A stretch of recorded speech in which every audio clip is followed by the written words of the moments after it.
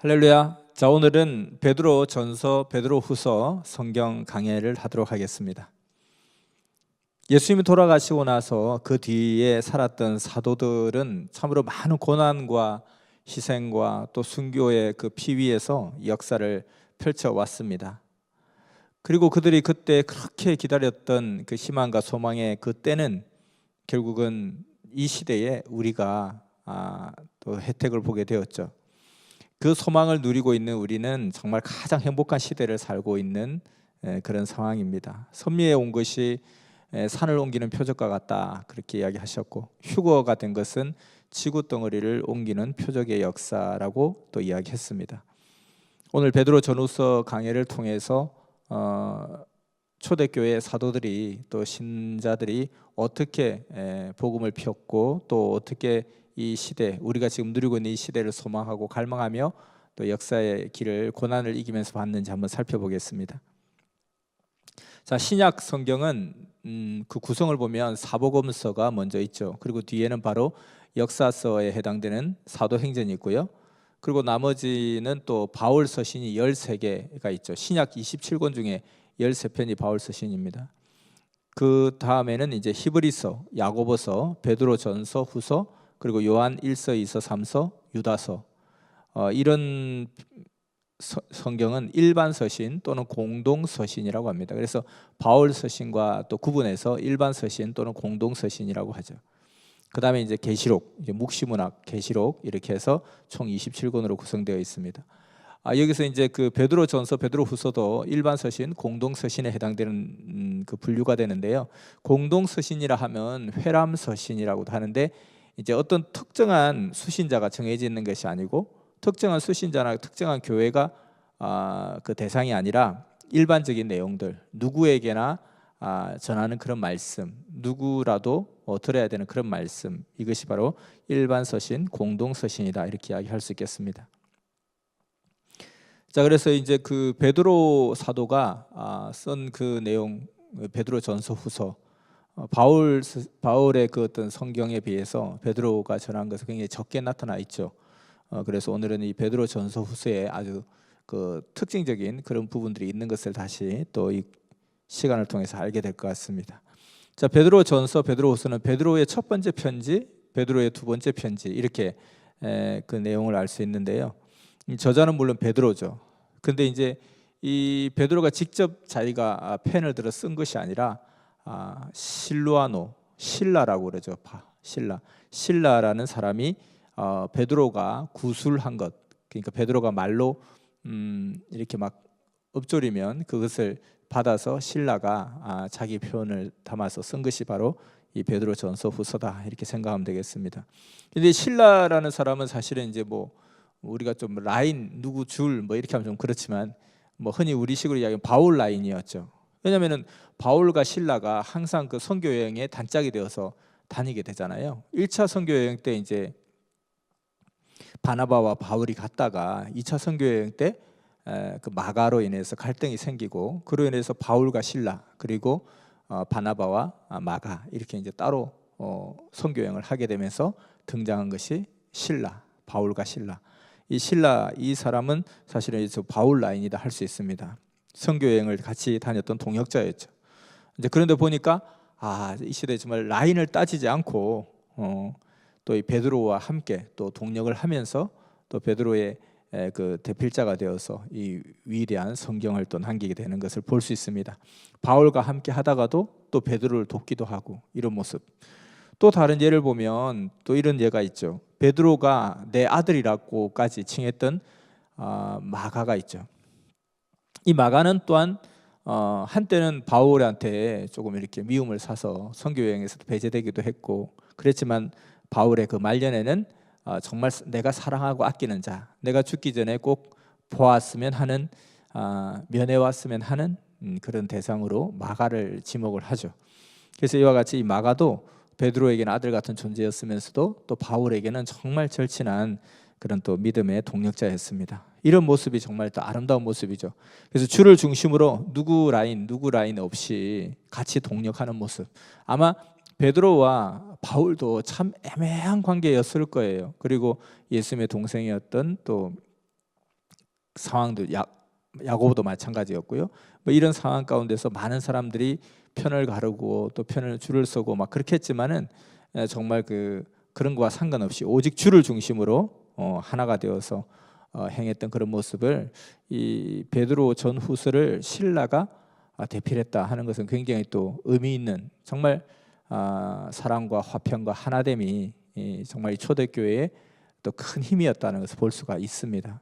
흑암마귀 사탄은 항상 서로 분쟁하게 하고 서로 좀 갈등을 일으키게 하고 서로 애매하게 만들고 비교하게 만들고 이렇게 늘 이렇게 계략을 쓰지만은 철통같이 하나 되는 그런 노력을 했던 것을 이 베드로와 신라의 어떤 이 조합을 통해서도 볼 수 있습니다.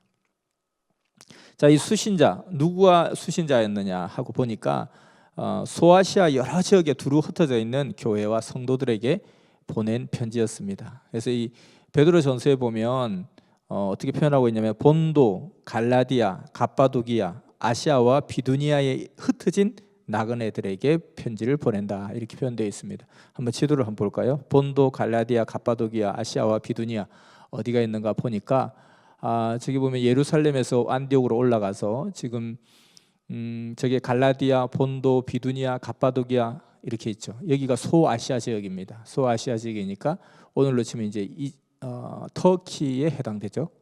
그리고 저 빌립보, 마게도니아 저쪽이 이제 그리스라고 볼 수 있고요. 그리고 저 위쪽에 로마가 있죠. 자, 이와 같이 결국은 누구에게 보냈느냐면 소아시아 지역에 있는 신자들에게 보낸 것입니다. 그러니까 베드로도 아마 저 지역에서 복음을 전했던 적이 있는 것 같아요. 그래서 뭔가 편지라는 것이 뭐 또 관련성이 있으니까 보내는 거잖아요.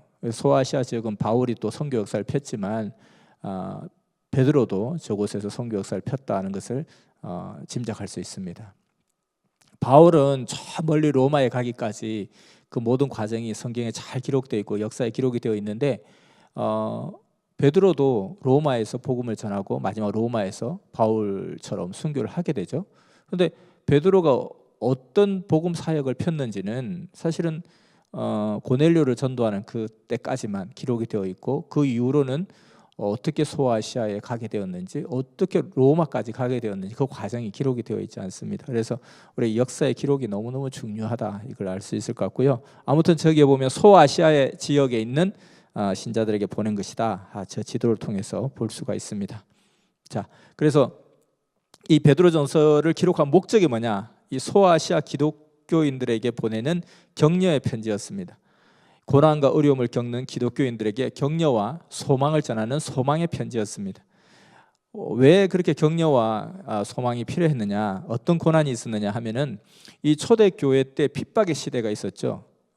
특히 이제 네로 황제 때 핍박이 아주 극에 달했던 그런 시기였는데 이 네로 황제가 54년도부터 68년까지 황제로 재임하게 됩니다. 근데 이제 64년도에 로마에 대화재가 일어나죠. 그 로마의 대화재는 사실은 네로가 일으킨 건 방화범입니다. 자기가 방화범이거든요. 그 왜 그렇게 로마의 대화재를 방화를 했느냐? 이 네로가 미쳤어요. 자기가 이제 시를 쓰고 싶은데 시상이 떠오르지 않는다 해서 좀 불타는 장관을 한번 보면 충격적인 그런 어떤 뭔가 아주 멋진 장면을 보면 시상이 떠오르게 해서 불을 질렀다는 거예요. 미친 놈이죠. 그런데 이제 그게 크게 문제가 되니까 그 죄를 기독교인들에게 뒤집어 씌워서 대탄압이 일어나게 되었다는 것입니다. 바로 이 시기, 그러니까 이제 그렇게 미쳐서 불을 지르기 그 전부터 굉장히 기독교인에 대한 대탄압을 했죠. 황제 숭배를 하지 않는다는 이유로.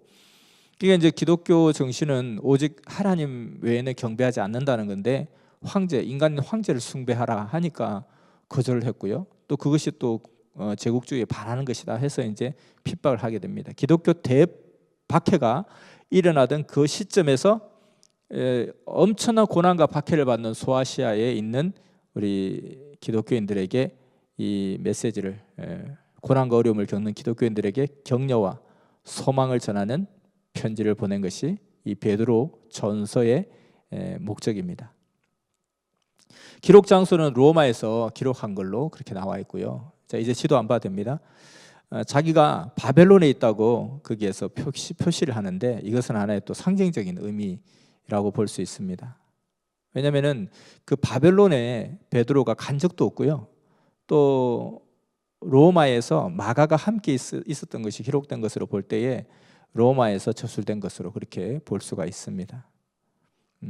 자, 종합적으로 이야기하면 베드로 전서는 고난을 당하는 1세기 시대 때 소아시아 기독교인들에게 힘과 격려와 그 소망을 불어넣는 그런 편지였습니다.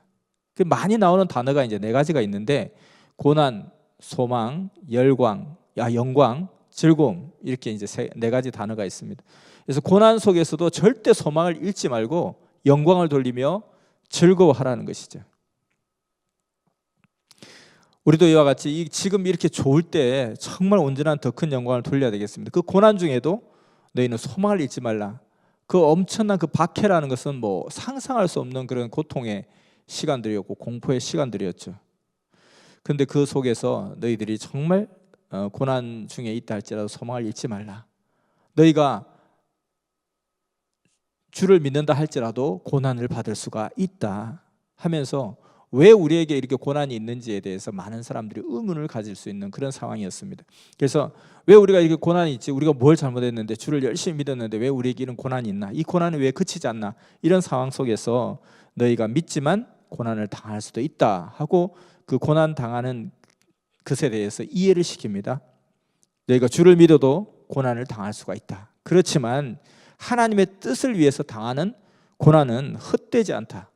오히려 그 고난을 통해서 연단을 받고 정결케 되고 거룩해지고 하나님의 영광에 들어갈 수 있다. 그렇기 때문에 어떤 어려움, 고통을 당해도 너희가 당황하지 말고 이상하게 생각하지 말고 왜 내가 이런 고통을 당해야 하는가 이상하게 여기지 말라. 이상하게 여기지 말고 고난을 통해서 하늘 앞에 더 큰 소망으로 나아갈 수 있다는 것을 너희들이 기억하라. 이것을 이제 강조하는 것이죠. 그래서 여기서 보면 이제 그 소아시아에 흩어져 있는 나그네라고 이제 그 신도들을 기독교인들을 나그네라고 표현합니다. 본도 갑바도니아에 거하는 나그네라는 표현을 쓰는데요. 사실 이게 이제 그 원래는 이 소아시아의 지역에 있는 유대 기독교인들 이 사람들을 디아스포라라고 그렇게 하죠. 디아스포라는 것은 디아라는 것은 흩어진다는 뜻이고 스포라는 씨를 뿌리다 이런 뜻이에요. 그러니까 흩어진 유대인들을 말하는 것인데 이들이 고난을 통해서 뿔뿔이 흩어졌지만 그로 인해서 하나님의 복음이 만방에 퍼지게 되었다. 그러니까 흩어지게 해서 씨를 뿌리게 했다 이런 뜻이죠. 그래서 이것은 바벨론 포로 시대 때부터 이제 유래가 되는데요. 바벨론 포로 시대 때 예수님 당시보다 한 500년, 600년 전에 바벨론 포로 시대 때 그 머나먼 땅으로 끌려갔다가 거기서 다시 귀환하는 사람들도 있고 그 자리에 남아있는 사람들도 있고 이 남아있던 사람들이 이제 그 제국이 경계가 바뀌고 국경이 바뀌고 하는 가운데 그 소아시아 지역으로 흩어져서 살게 되었고 그래서 한 500년 정도 지났을 때에 이들은 이제 교포가 됐죠. 교포. 그러니까 우리 재미교포, 제일교포, 제중교포 저기 고려인들처럼 그렇게 국가의 순환을 통해서 각 세계에 흩어졌던 사람들이 거기서 자기 전통 문화를 그대로 유지하고 우리 고려인들이 막 아리랑을 부르고 또 중국 동포들이 아리랑을 부르고 막 이렇게 하는 것처럼 이 한국의 그 문화를 유지하고 갔던 것처럼 유대의 정통 문화를 유지하고 있는 그 터전에서 또 구약의 율법을 배우고 학습하는 터전에서 그들에게도 이제 기독교 복음이 전해지니까 그들이 자기 지역 소아시아 지역에서 그 복음을 받아들이고 기독교인이 되는 그런 사람들 디아스포라 유대인이라고 그러죠. 자, 그래서 이 말씀처럼 흩어지게 해서 복음의 씨를 뿌리다 이렇게 되는 거죠. 근데 이제 그 객지에 거하는 유대인을 디아스포라라고 표현을 하는데 베드로 전서에는 이들을 나그네라고 표현을 합니다. 이 나그네라는 의미가 무엇일까? 이 세상을 살아가는 우리는 이 세상에서 나그네라는 거예요. 왜냐하면 이 세상은 우리의 집이 아니다. 그럼 우리의 고향, 우리의 본향 어디냐? 하나님의 나라라는 거죠. 그래서 이 베드로전서의 나그네라는 이 표현이 우리의 뭐 찬송가에도 많이 나타나고 또 어떤 뭐 이렇게 설교에도 많이 인용되는 부분이 결국 우리의 본향, 우리 고향, 우리의 집. 지금 이 세상은 지나가는 나그네의 발걸음이 지나가는 하는 과정의 세계고 우리가 돌아가야 될 우리의 원래 집, 본향은 하늘나라다, 이런 뜻입니다. 그래서 이 세상은 나그네 길, 그러니까 이 세상에서 뭔가를 성취하려고 하지 말고 이 나그네 길에서 집 짓고 사는 것이 아니라 영원한 그 세계, 돌아갈 나 본향의 집, 그 목적과 뜻을 하늘에서 성취해야 된다. 이곳은 우리가 지나가는 과정이다, 나그네 길이다. 그래서 여기에서 어려움이 있어도 하늘나라의 소망을 생각하면서 그 하늘나라의 소망을 잊지 말고 그 고난 가운데서 소망을 잊지 말라 하는 그런 의미로 이야기하는 것입니다. 우리가 선생님 말씀 중에도 행복은 비바람 눈보라 속에 오고 행복은 가시 등불 속에 있다 했습니다. 또한 고난이 없으면 행복도 없다고 했습니다. 그래서 우리는 좀 고난이 없기를 기도하지 말고 고난을 이기도록 기도해야 된다 하는 것입니다. 고난과 어려움이 있더라도 더 좋은 계획, 더 좋은 일이 있겠구나 생각하며 절대 믿음으로 고난을 즐겁게 이겨나가라는 것입니다. 그 고난을 통해서 우리는 연단을 받고 정결케 하고 마음을 새롭게 하고 더 큰 도전을 할 수 있는 그런 어떤 하나님이 인도하시는 축복의 일로 갈 수 있다는 것입니다. 고난 가운데 소망을 잃지 말고 어려움이 있어도 늘 주님이 함께 하시니까, 지켜주시니까 고난을 통해 오히려 정결하게 되고 그리스도의 영광에 참여할 수 있다 하는 것을 권면한 것입니다. 그래서 그 베드로는 그 실체 증거로서 예수님을 언급합니다. 이런 고난의 가장 모범이 되는 예수님의 그 십자가 사건을 각 장마다 언급을 합니다. 베드로전서가 1장부터 5장까지 있는데 각 장마다 예수님의 그 십자가 사건을 이제 거론을 한다는 거예요. 예수님은 십자가 고난을 당했지만 그 십자가 고난을 이기면서 영광의 길로 가시지 않았냐? 너희도 지금 그리스도의 고난의 길에 같이 동참하고 가는 것이니까 이 고난의 길을 절대로 이겨야 한다, 이것을 강조한 거죠. 낙심하지 말고 좌절하지 말고 마음을 굳게 하고 너의 마음을 꼭 지켜라, 그렇게 강조한 것입니다. 베드로전서 총 5장의 구성을 한번 보면 그 전반부에는 하나님이 택해서 너희를 불렀다 하는 그 예정론적인 입장을 강조합니다. 그래서 2장 9절에 보면 그 유명한 구절이죠. 너희는 하나님의 택한 자요 왕같은 제사장이다, 이런 이야기하죠. 이 베드로전서 후서에는 굉장히 유명한 구절이 많이 나와요. 참 짧지만 베드로전서 5장이고 베드로전서 3장인데 이 짧은 책 속에 굉장히 그런 어떤 문구들이 참 많이 나오고 우리 30개론에도 많이 이렇게 인용되는 그런 구절들이 많습니다. 너희는 하나님의 택한 자여 왕같은 제사장이다. 그런데 창세전부터 너희를 택했다. 그래서 우리는 어떠한 사람인가를 알아야 된다, 이것을 강조했는데 우리 이 섭리 역사도 마찬가지죠. 절대 우리는 하나님의 창조 목적을 이룬 신부의 그런 삶이라는 것입니다. 지구촌, 이 지구하고도 지구덩어리하고도 바꿀 수 없는 소중한 존재라는 거죠. 그렇기 때문에 우리가 어떤 어려움 속에서도 사탄에게 무릎을 꿇는 그런 역사가 있어서는 안 된다는 것입니다. 왜 이런 고난과 환란이 있나? 하지만 때로는 뜻이 있어서 더 큰 뜻을 위해서 고난과 환란을 줄 때도 있다. 예수님의 십자가의 사건을 보라 하는 것입니다. 예수님처럼 잘못한 것이 없어도 의를 위해서, 주를 위해서 핍박을 받을 때 그럴 때가 있나니 오히려 그럴 때 너희는 더 기뻐하라. 너희도 주와 함께 영광의 자리에 올라갈 수 있으니 우리 모두 예수님처럼 살자 하고 예수님의 삶을 계속해서 증거를 합니다. 그래서 이 베드로전서의 각 장마다의 핵심을 보면 1장은 왜 이런 고난이 오게 되었을까 하는 부분, 그 소아시아 기독교인들이 극심한 박해를 받으면서 너무너무 공포와 두려움의 박해를 받으면서 그들은 생각하죠. 우리가 왜 이런 고난을 받아야 됩니까? 그래서 1장은 너희가 왜 이런 고난을 받아야 하느냐, 우리에게 왜 이런 고난이 오느냐, 너희를 하나님의 영광 가운데 이끌기 위해서 이런 고난이 오는 것이다 하는 고난의 의미를 이야기해 줍니다.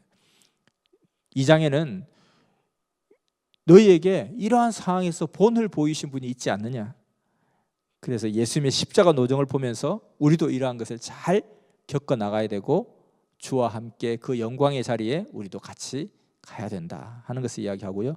3장에는 의를 위해서 고난을 받는 자는 복이 있는 자니 두려워 말고 잘 이겨라, 이런 것을 권면하고요. 4장에는 고난의 의미를 이야기합니다. 왜 이런 고난이 우리에게 주는 의미는 무엇인가? 고난을 통해서 정결케 되고 죄를 청산하게 되고 육신의 정욕과 악한 것이 틈탈 수 없게 한다 하는 것을 이야기합니다. 그리고 마지막 5장에는 이 고난을 통해서 우리가 어떤 보상을 받을 수 있는지, 영광의 면류관을 받게 되고 하늘나라의 영광에 영원히 거하게 된다는 것을 이야기하고 있습니다.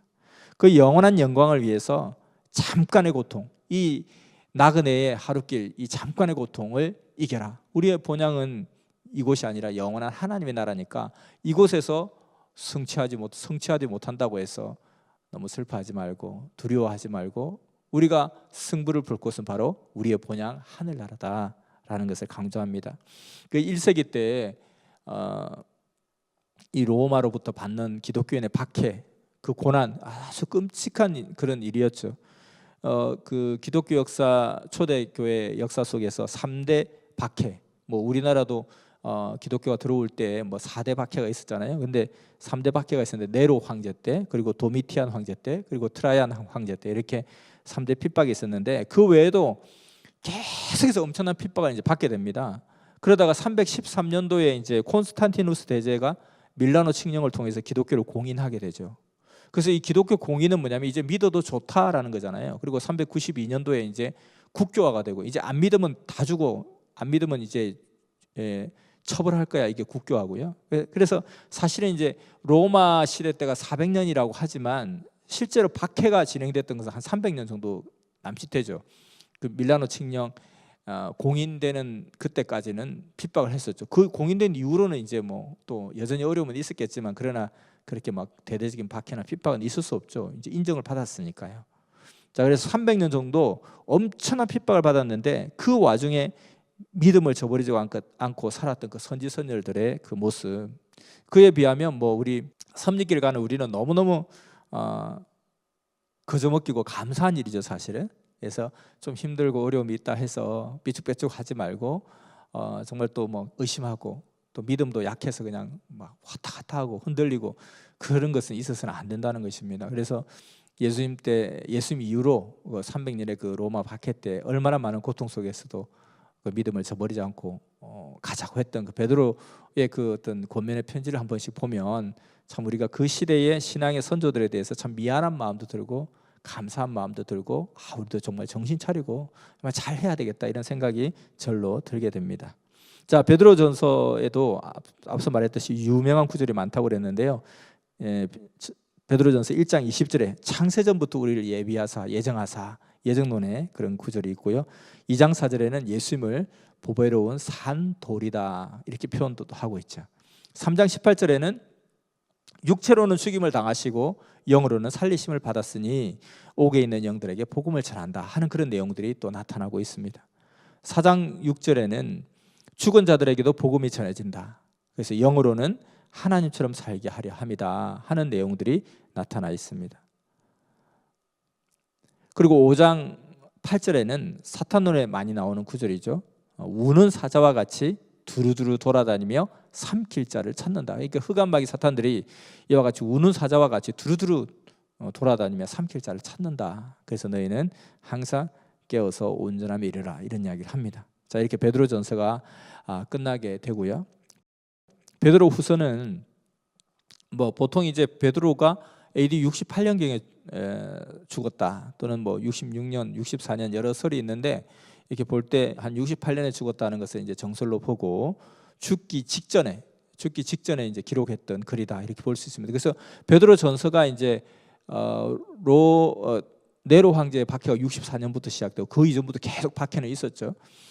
그래서 약 그 네로 황제의 박해 직전 63년경에 64년경에 쓰인 게 아니냐 이렇게 봐지고, 그리고 이 베드로 후서는 한 4년 정도 뒤에 67년 이즈음에 아마 베드로가 사망하기 직전 그 전에 마치 유언과 같은 그런 글로 쓴 편지다 이렇게 볼 수 있습니다. 자, 전서 이전에도 베드로 전서 이전에도 핍박이 있었지만은 그 베드로 전서 그 즈음에는 최고의 핍박의 시대였죠. 극심한 핍박의 시대였습니다. 우상 숭배를 거절한 황제 숭배를 거절했던 그 이후로 엄청난 핍박을 받게 되는데요. 그렇게 이제 그 계속해서 핍박이 끊임없이 이어오다가 또 최고의 핍박을 받고 한 3, 4년 지나다 보니까 어떤 일이 생기냐면은 그 3년간의 대환난과 핍박으로 이제 못 견디는 사람이 나오는 거예요. 이제는 더 이상 못 견디겠다, 이런 사람들이 나타나지 않겠습니까? 처참한 박해 속에서. 그리고 그러면서 생각과 마음이 슬슬 돌아가는 사람도 나오게 되는 것입니다. 이거는 뭐 환난 핍박 정도가 아니라 완전히 뭐 그냥 박해를 하니까요.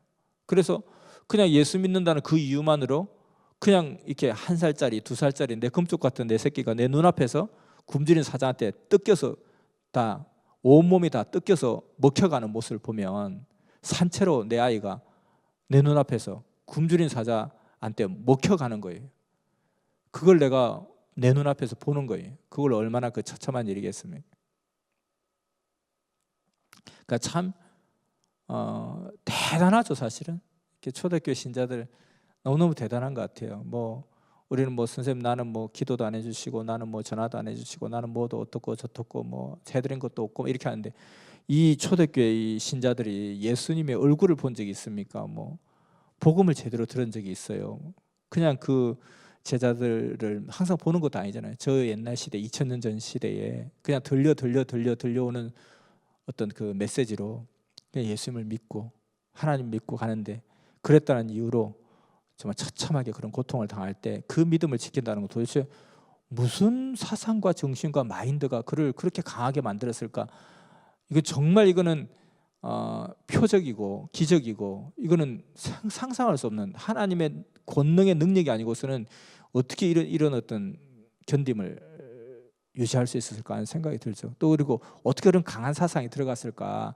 우리 섭리길 가면서 조금만 힘들어도 그냥 힘들어하고 어려워하고, 우리가 섭리길을 뭐 힘들어서 못 가겠습니다 하는 사람도 많이 있잖아요. 그런데 그런 사람들 보면 뭐 도대체 어떤 핍박과 박해를 받았나?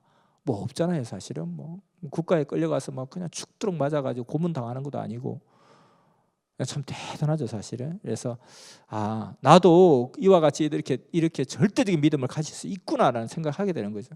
그러니까 그때보다 더 강한 말씀을 듣고 더 차원 높은 시대를 살아가고 있고, 더 지식도 크고 내 눈으로 보고 듣고 하는 시대에 살아가기 때문에, 그때 평범한 사람들이, 그 시대에 그 평범한 사람들이, 2000년 전에 그 무지한 사람들이, 그들이 그렇게 들려오는 소리만을 가지고도 그 눈앞에서 그런 처참한 것, 그리고 자기 자신이 그렇게 처참한 고통을 당하면서도 그 믿음을 지킬 수 있었다는 것은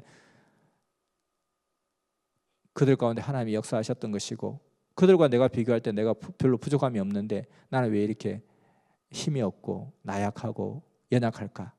그럼 결국은 하나님은 동일하게 나에게 그렇게 역사하시고 계시니까 내가 마음을 조금만 딱 먹으면 엄청난 믿음의 사도가 될 수 있다는 것입니다. 당장이라도. 자, 이런 어떤 엄청난 고통과 환난과 어려움 속에서 있었는데, 이때 또 이 거짓 교사, 거짓 선지자들이 나타나는 거예요. 사탄들이 막 이들을 통해서 막 사람들을 미혹하고 타락시키는 일들이 일어났습니다. 그래서 이 베드로 후서는 이 전서와는 또 이게 목적이 달라요.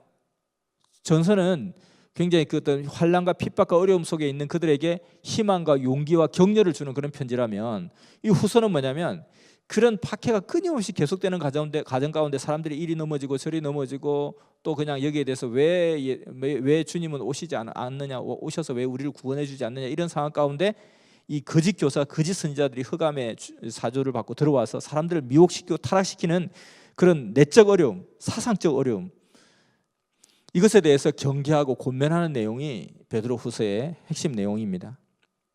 그래서 베드로후서 1장부터 3장까지를 한번 분석을 해보면, 1장에는 내가 이제 베드로가 살 날이 내가 얼마 남지 않았다, 내가 마지막으로 너에게 꼭 하고 싶은 말이 있는데 예수님에 대해서 제대로 완전하게 확실히 알아라, 이것을 강조를 합니다.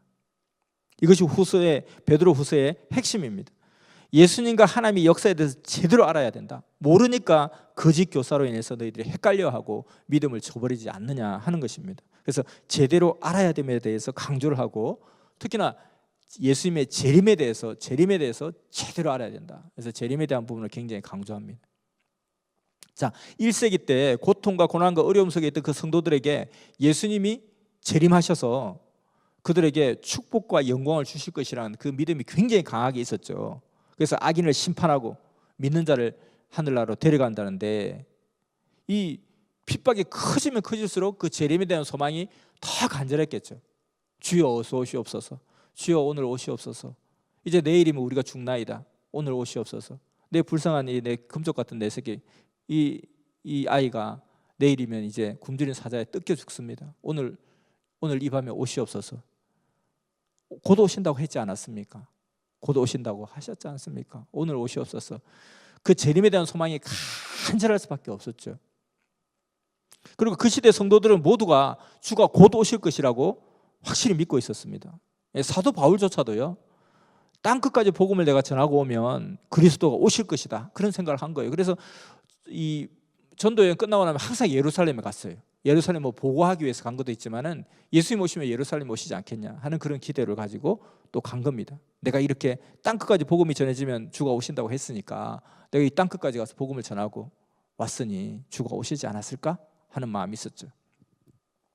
그래서 그 데살로니가 전서에도 보면 바울이 이제 그런 이야기를 합니다. 그 시대 사람들이 이제 주가 곧 오시는데 우리가 일할 필요가 뭐 있냐? 이거 뭐 지금 농사 씨를 뿌려도 이거 뭐 몇 달 뒤에 이게 결실을 맺는데 몇 달이 되기 전에 주가 오시는데 어떻게 할 거냐? 우리가 일할 필요가 있느냐? 이런 이야기도 하죠. 제가 예전에 강의를 했는데 어떤 분이 실제로 자기는 그 주가 곧 오신다 그렇게 생각했기 때문에, 그렇게 또 늘 가르쳐 왔기 때문에 주가 이 말 것 생각하고 자기가 뭐 제일 좋은 전자제품을 그냥 싹 다 그냥 다 샀대요. 그래가지고 일단 뭐 내가 주가 오시면 뭐 누리지도 못하니까 내가 살아있는 동안에 좀 마음 누리자. 그리고 할부를 최대한 길게 잡아놨다는 거예요. 최대한 길게. 이거 뭐 주가 곧 오실 건데 굳이 내가 지금 다 돈을 지불할 필요 있겠냐? 그냥 할부하다가 그냥 주가 오시면 그냥 다 세상 끝나니까 뭐 올라가야지, 뭐 그렇게까지 생각했다더라고요. 자, 그래서 이 데살로니가 사람들이 막 그렇게 생각할 때 바울이 막 그런 이야기를 합니다. 그렇지 않다. 자기 삶에 일단 충실하라. 주가 오늘 오실지 내일 오실지 모레 오실지 잘 모른다. 그렇지만 곧 오시긴 오실 텐데 언제 올지 모르니까 그냥 오시는 그날까지는 자기 삶에 충실하라고 이렇게까지 막 권면을 막 합니다. 그러니까 그것은 뭐냐면 그 시대 사람들이 다 주가 곧 오신다 이것이 모든 기독교인들의 보편적인 정서였다는 것입니다. 아마 2000년 후에 주가 오신다 그랬더라면 아마 그 절대적인 박해 속에서 아무도 견디지 못했을 거예요. 근데 그 시대마다 곧 하면서 2000년이 온 거죠. 그 2000년이 지난 시대에 우리가 그 초대교회 그 신자들이 간절히 원했던 그날을 우리가 지금 맞이하고 살아가니까 정말 너무 감사하기도 하고 또 그분들을 생각하면 미안하기도 하고, 그래서 우리가 더 잘해야 되겠다, 정신 차리고 잘해야 되겠다. 우리가 제대로 못하면 그 섭리의 선지 선열들이 나타나서 너희들이 어찌 이룰 수가 있느냐, 이런 시대에 너희가 어찌 그런 믿음으로 갈 수가 있느냐, 우리의 받은 고난에 너희가 100분의 1이라도 한번 받아볼래? 그렇게 하지 않겠습니까? 자, 그렇게 소망하고 희망했던 놀라운 축복의 세계를 우리가 맞이했다는 것, 항상 기뻐하고 범사에 감사하는 삶을 살아야 되겠습니다. 조금 힘들면 어려움이 있다고 삐죽빼죽해서는 안 되겠다는 것입니다. 자, 그래서 1장에는 특히 이 변화산상 그 베드로가 직접 목격했던 그 엘리야와 모세가 영으로 임했던 그 변화산상의 그 체험을 이야기하고 있습니다. 그러면서 이와 같이 이렇게 예수님께서 재림하실 것이다. 그 변화산상에서 모세와 엘리야가 나타났고 예수님의 모습이 확 다른 모습으로 빛이 나는 모습으로 보였던 것처럼 그와 같이 호련히 어느 순간에 예수님은 재림할 것이다 하는 재림에 대한 믿음을 강조합니다. 2장에는 거짓 교사들에 대한 그 경계를 나타냅니다. 그 거짓 교사들이 누구냐? 거짓 선지자는 누구냐? 초기 영지주의자들이었습니다. 이 초기 영지주의자들은 플라톤 철학을 바탕으로 해서 이것저것을 막 짬뽕해가지고 괴설을 설파하고 다니던 사람이었습니다. 그래서 이 초대교회의 때 이단은 뭐냐? 우리 이단의 개념을 이야기하잖아요. 이단은 뭐냐? 했을 때 바로 이 두 부류를 이야기한 거예요. 초대교회의 그 핵심적인 두 이단은 율법주의자들. 그러니까 여전히 구약의 율법을 막 주장하고 새로운 체제와 새로운 어떤 신약의 말씀을 받아들이지 않는 과거의 율법만 막 주장하는 율법주의자들. 그리고 또 정말 심각한 무리들은 바로 영지주의자들이었습니다. 그래서 바울은 갈라디아서에 보면은 완전히 그냥 막 피를 토하면서 확실하게 여기에 대해서 쪼개버립니다. 다른 복음은 없나니 만일 하늘의 천사라도 다른 복음을 전하면 저주가 있으리라 이렇게 이야기하는 거죠. 그래서 이 다른 복음을 막 전하기 시작하는 거예요. 핍박 때문에 힘들어 죽겠는데, 그래서 사람들이 막 싱숭생숭한데 그 틈을 비집고 흑암마귀 사탄들이 들어와가지고 거짓 괴설을 설파하는 거예요. 이 플라톤의 사상은 뭐냐면 우리의 사람은 영과 육이 딱 구분되어 있다는 거예요. 그 영혼 육이 한 몸으로 한 삼위일체라는 개념이 아니라 영과 육은 딱 구분되어 있다.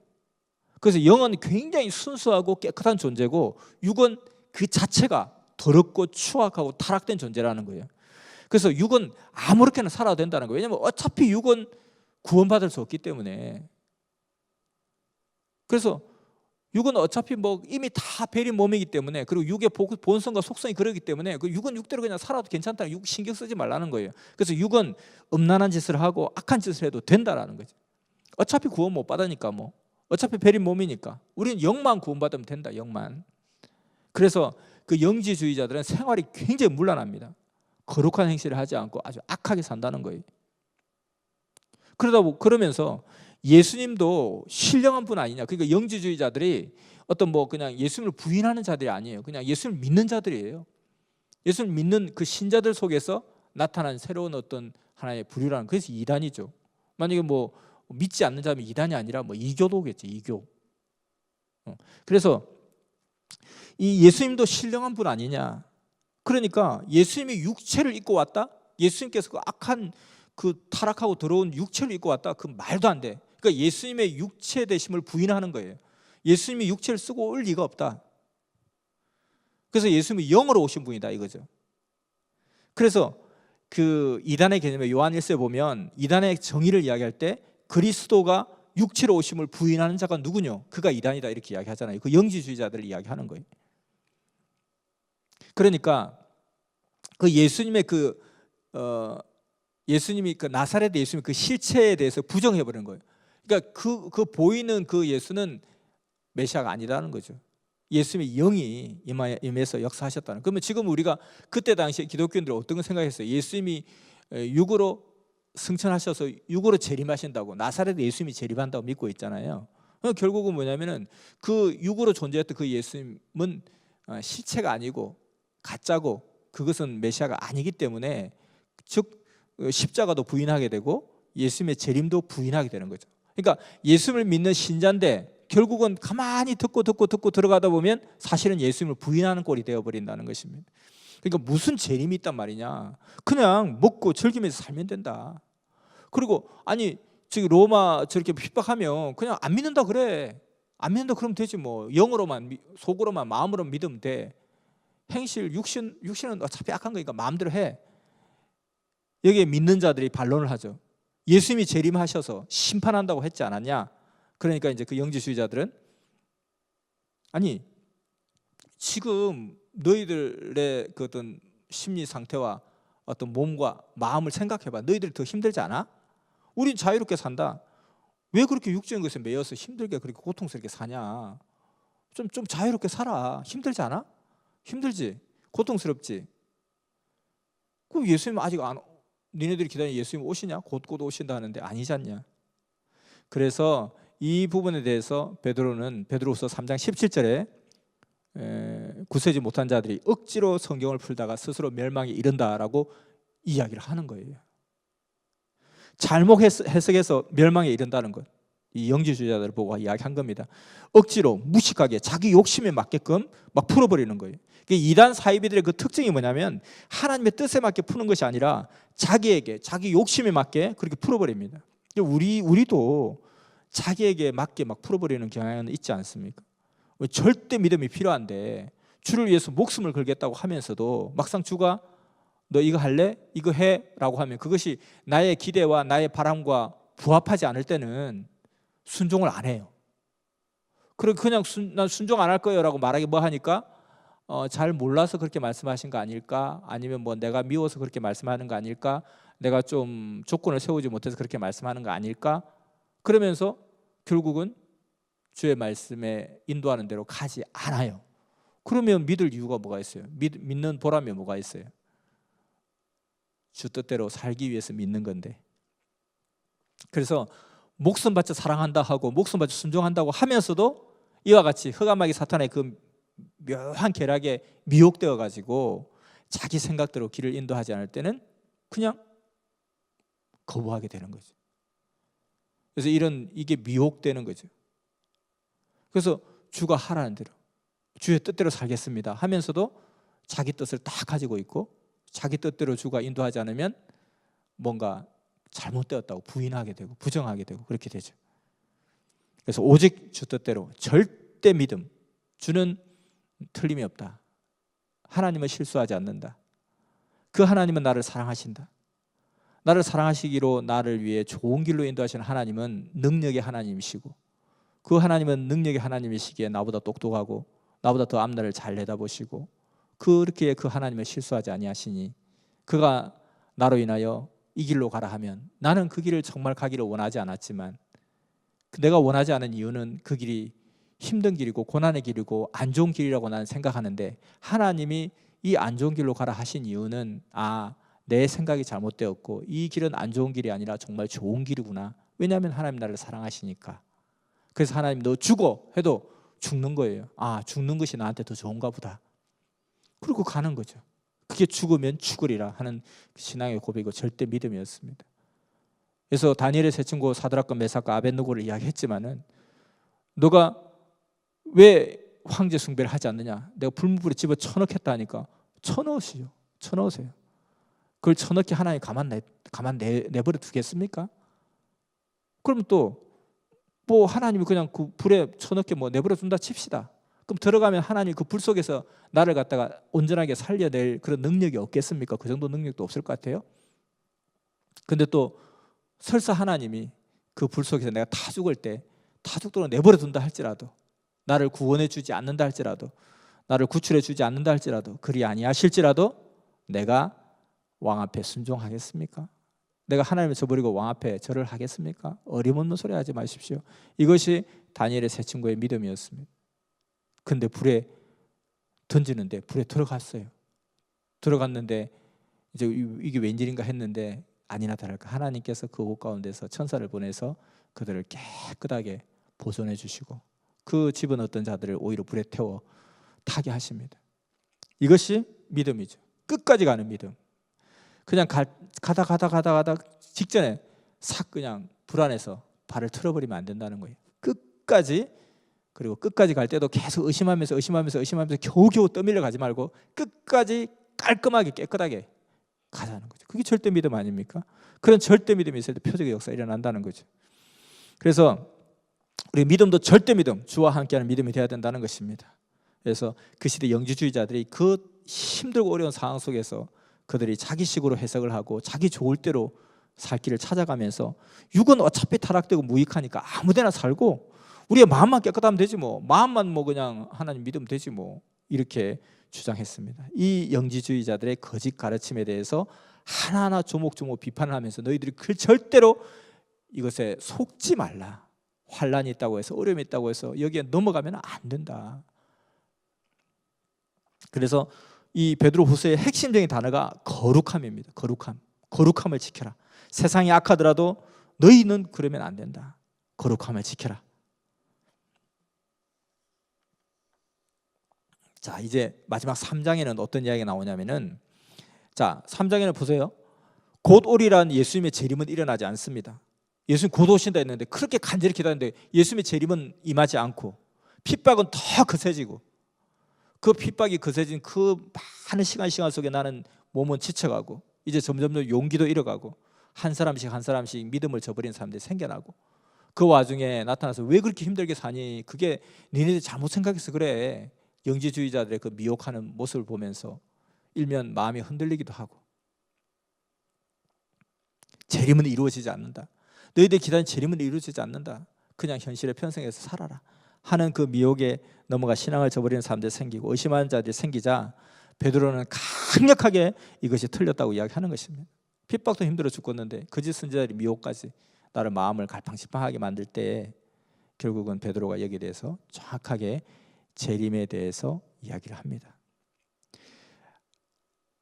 어떤 이들은 하나님의 약속이 왜 이렇게 더딥니까? 라고 묻는다, 생각한다. 그러니까 예수님의 재림이 왜 이렇게 안 이루어집니까? 저 거짓 영지자들의 말을 내가 부인할 수가 없습니다. 재림이 이루어지지 않고 있잖아요 라고 했을 때, 재림이 늦게 이루어지는 것이 아니다. 하나님의 그 재림에 대한 약속이 더디 이루어지는 것이 아니라 하나님은 오래 참으사 아무도 멸망치 않고 회개하기에 이르기를 원해서 그러하다. 재림은 곧 임한다. 다만 아무도 멸망치 않기 위해서 기다려주면서 지금 때를 늦춰주고 있는 것이지 재림이 임하지 않는 것이 아니다라고 이야기를 하게 됩니다. 그래서 결국은 모든 것이 하나님 앞에 너희의 마음과 모든 것들이 다 드러나게 될 텐데 너희는 어떠한 사람이 되어야 되겠느냐. 너희의 생각까지 다 드러나게 될 것인데 어떤 생각을 하고 왔는지, 어떤 믿음이 흔들렸는지 굳건했는지 다 드러날 것인데 어떠한 사람이 될래. 그날에는 체질이 다 녹아지려니와 우리는 새하늘과 새 땅을 볼 텐데 거룩함을 잃지 말라 이야기를 한 것입니다. 선악을 정확하게 쪼개면서 다 드러나게 할 것이니까 정말 거룩하고 깨끗한 행실로 살아야 되지 않겠냐 하는 이야기를 하는 것이죠. 우리 섭리사도 사실은 그 극심한 환란기 때에 왜 이런 환란이 일어납니까? 왜 이렇게 이 섭리가 하나님의 역사인데 왜 이런 환란이 일어납니까? 의심하며 떠나는 자들도 있었습니다. 게다가 그런 환란과 핍박 이런 것도 큰데 우리 안에 거짓 교훈을 전하는 미혹하는 계시파들이 있고 깨섭이 있고 제3섭리가 있고 평대협이 있고 별의별 이단설들이 다 나타났습니다. 다 우리 안에서요. 그러니까 영지주의자들 다 기독교인들 안에서 생겨난 거잖아요. 그게 이단이죠. 우리 안에서도 정말 그 환난과 핍박 속에서 정말 또 세상 모두가 다 우리를 다 경멸하고 멸시하고 그렇게 하는 과정 가운데서 위축되는 과정 가운데 우리 안에서 또 다 거짓 썰을 제시하면서 또 다른 역사가 있다는 등 어떤 계시파가 나타나고 깨어있는 섭리라고 하면서 그냥 다른 사람 다 죽었다고 하고 또 미혹하는 그런 이야기들을 하면서 아니 제3의 섭리가 또 있다라고 하면서 별의별 이야기들이 많이 있었죠. 자, 그래서 그런 상황 가운데 우리가 정확하게 말씀을 분별하고 또 거룩함을 지키고 믿음을 굳건하게 하고 그 역사의 길을 가야 된다 하는 것을 베드로가 이야기를 하는 것입니다.